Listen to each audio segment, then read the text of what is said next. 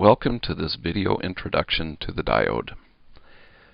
The purpose of this video is to introduce the diode as an element in circuit analysis and help you understand how it works and how to do a simple analysis of it. So the symbol that we have here in the upper left represents a diode. It's represented by a triangle, which I'll color in just to make sure it's clear, and a vertical bar. About half the time in schematics you'll see the diode triangle open, and the other half you'll see it colored in.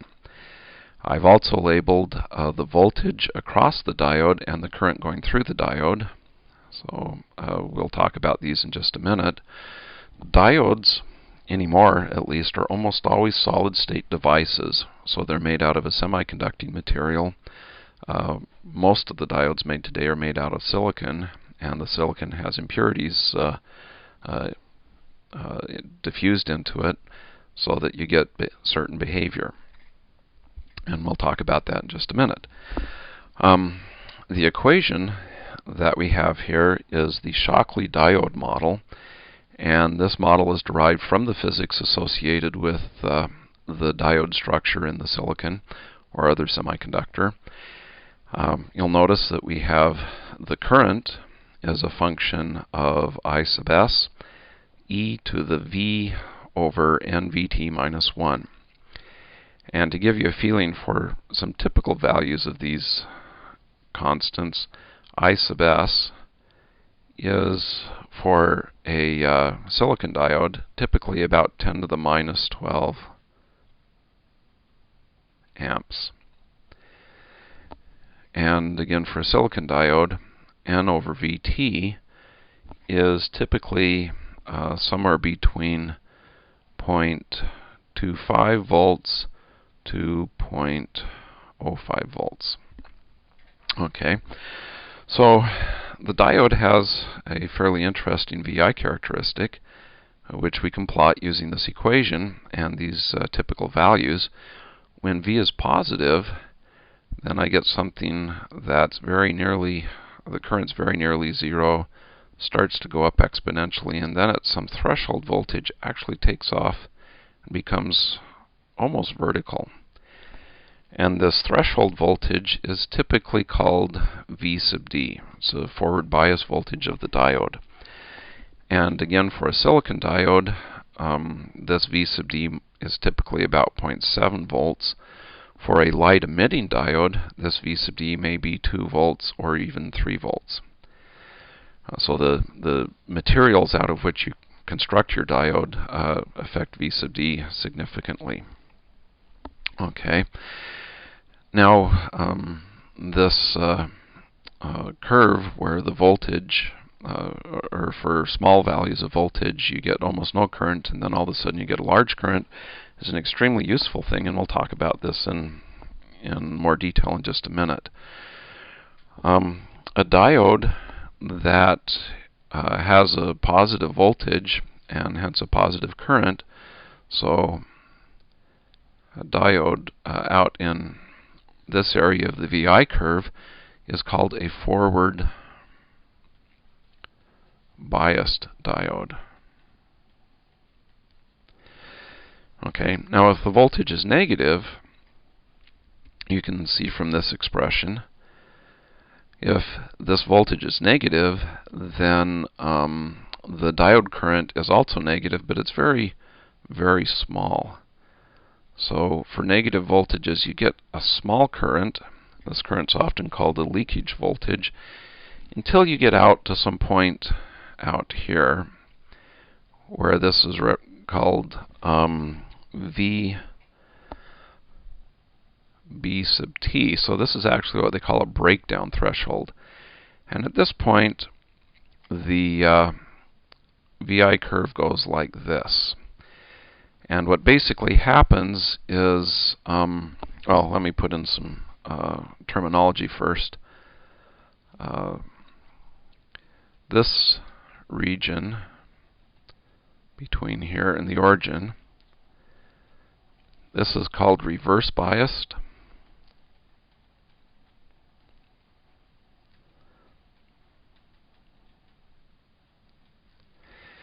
And the idea is that the voltage is negative, so the current's very small. And once you get out past this threshold VBT, so you're in this region, this is called breakdown.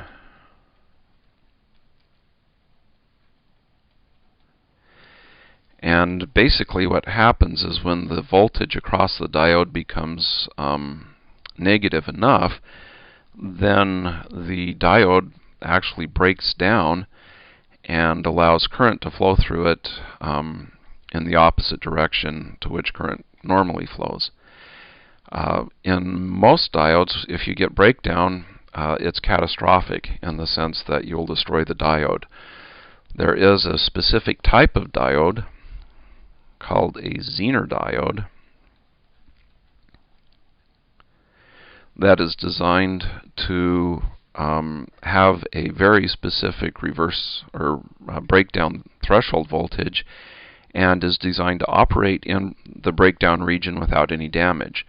And so it turns out that you can use Zener diodes as fairly accurate voltage references when you need to make sure that your voltage across a certain point, typically in a power supply, is equal to some value. Okay, so this is the VI curve, and again, the most useful bits of it are these parts up here, and then this part here. Again, except for Zener diodes, you really don't want to drive your diodes into breakdown because that's not a good thing. So what I'd like to do now is spend a few minutes talking about how we can approximate this VI curve, because it turns out that most of the time you don't want to deal with the Shockley diode equation directly. The only time where this equation turns out to be an important model is when you are using a diode to build, say, a logarithmic or an exponential amplifier with, say, an op-amp. And that's really beyond the scope of what we're talking about today. So you typically don't want to use the Shockley diode equation directly. And what we do is we come up with a couple of approximations, depending on what we're looking at, for the VI curve for the diode. So let's make the Shockley diode equation go away, because we've outgrown it. And let's look then at these approximations that we can develop for the VI curves of the diode.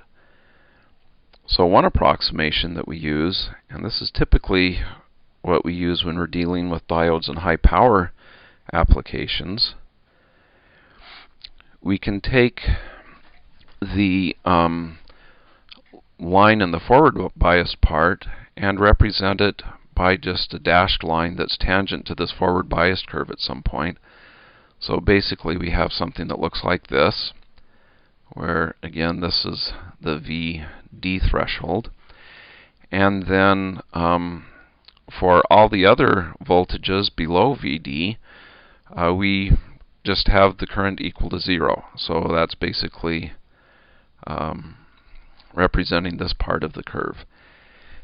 And the slope here is a value 1 over R sub D, and R sub D is essentially the resistance of the diode at the operating point. So, for example, if you are working in a high power application where you're running, say, tens of amps or maybe even hundreds of amps through this diode, maybe a power diode, so that your point is up quite high on the I curve, then you make your line, this slanted line here, you make that tangent with the VI curve at this point, and that gives you a good approximation for the resistance of your diode at that operating point.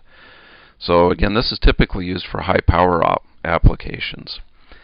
Now, when you have lower current, a very useful approximation is this. And we'll draw this in red. Rather than drawing a line with some slope 1 over RD, we'll basically draw just a vertical line. And then we have a horizontal line for voltages that are lower than V sub D. And so the idea here is that this is a diode. This is typically useful for relatively small currents. And the idea here is that when the diode is forward biased, I have essentially, I can represent the diode as just being a voltage source of value V sub D. Okay. When the diode is reversed biased, so basically this part of the model applies over here. When the diode is reversed biased, then the diode just looks like an open circuit. Now this is again useful.